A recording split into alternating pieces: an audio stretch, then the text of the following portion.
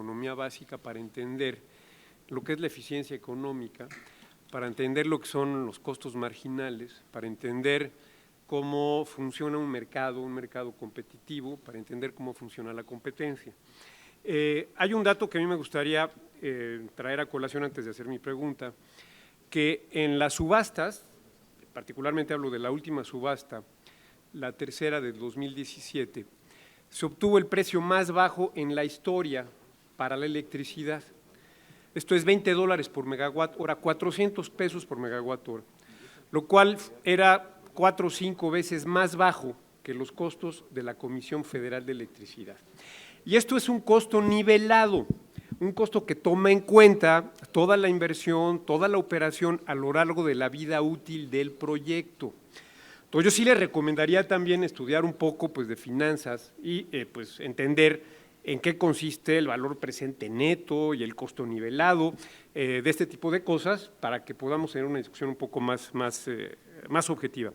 Y, en fin, yo quisiera pedirle al señor Francisco Salazar que les explicara a los señores que vienen representando a Morena en qué consiste un costo marginal, en qué consiste un costo variable, qué consiste un costo nivelado, para que, digamos, podamos tener un terreno parejo de entendimiento para poder discutir y que no se estén propagando mentiras, mentira tras mentira, lo cual pues solo confunde a la opinión pública y esto, con esto termino, pues es muy preocupante porque es la pauta que ha puesto el presidente López todos los días, mentir y mentir compulsivamente, cosa que estamos reproduciendo en este mismo foro.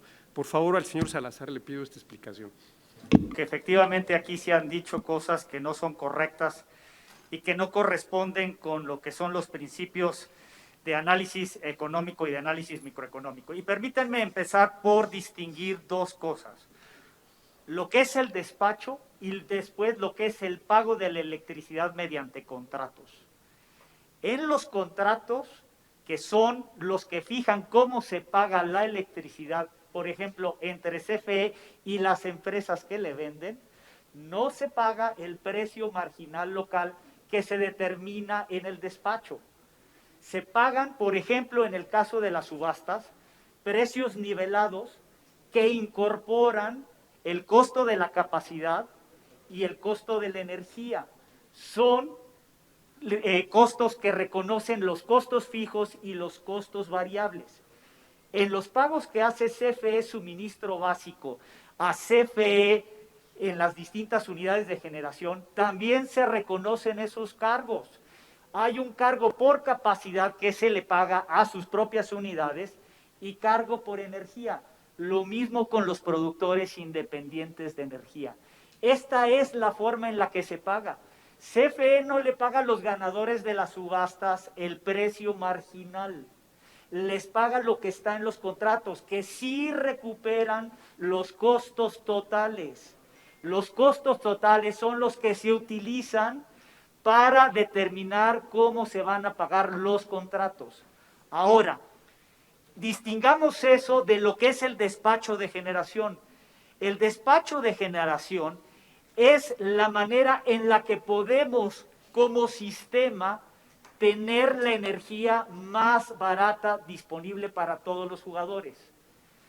Y ese despacho se basa en el principio de la optimización con cálculo diferencial. Ustedes lo que hacen es diferenciar la fórmula de costo total y lo que les va a dar la solución óptima es que el precio tiene que ser igual al costo marginal.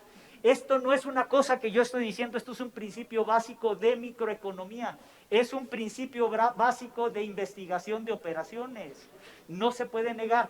¿Y qué es lo que sucede entonces en el despacho? En el despacho se ordenan las unidades, como ya lo había yo explicado, y se determina un precio marginal, que es un precio que sirve, y lo expliqué, sirve para los desbalances de energía y la energía contratada. No es el que fija los contratos. Pero ¿qué pasa? Ese precio beneficia a todos. Voy a poner un ejemplo muy claro. Supongamos que yo soy Comisión Federal de Electricidad y tengo una planta cuyo costo variable es mucho mayor que el que está fijando el precio marginal local. ¿Qué me conviene? No me conviene generar, me conviene comprar en energía en el mercado y venderla al costo contractual.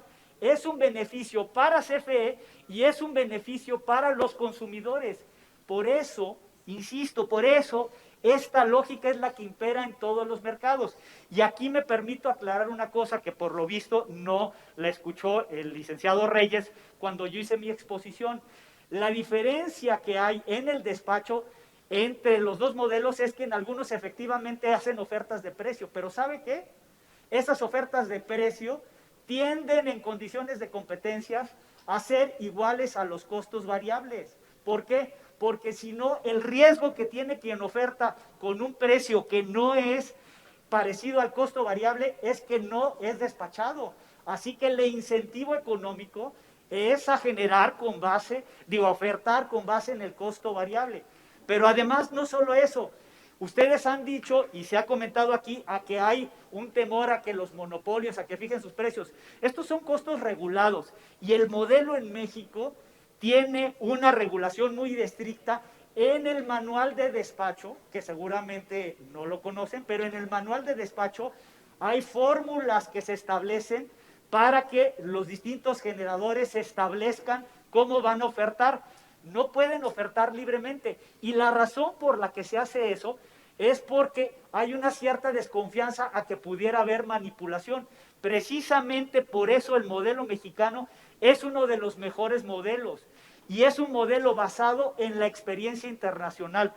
Así que, por favor, entiendan que cuando se habla del despacho, lo que estamos hablando es de la reducción, la optimización al mínimo del costo de generación para el sistema. Y después ya vienen los contratos. Y déjenme digo otra cosa que es muy importante. Aquí se ha hablado de las tarifas crecientes o de los precios, los cargos crecientes de los productores independientes de energía. Lo puse yo en mi lámina 13 y si quieren volver a poner la lámina 13, aún con esos son mucho más baratos que los costos que tiene Comisión Federal de Electricidad y están comparados sobre la misma base, porque son costos que se comparan incluyendo los cargos por capacidad y los cargos por energía. Y segunda cosa, es natural y es totalmente lógico que ese tipo de contratos tengan cargos crecientes. Es el valor del dinero en el tiempo. Eso es un principio básico de finanzas, es un principio básico de economía. Además, ese es el criterio con el que CFE renegoció los contratos de los gasoductos. Así lo hicieron. Extendieron el precio, extendieron el contrato en el tiempo y permitieron que las tarifas fueran crecientes. Ese fue el modelo. Y otra cosa que es muy importante decir, las tarifas y los cargos, o los cargos que están en los productores independientes de electricidad, son productos de competencia por el mercado. Hay que distinguir entre competencia en el mercado y competencia por el mercado. Esos procesos fueron procesos de competencia por el mercado que le aseguraron y al día de hoy le aseguran a CFE cargos de electricidad mucho más económicos que los propios de CFE. Y lo digo yo con datos oficiales, no son datos inventados.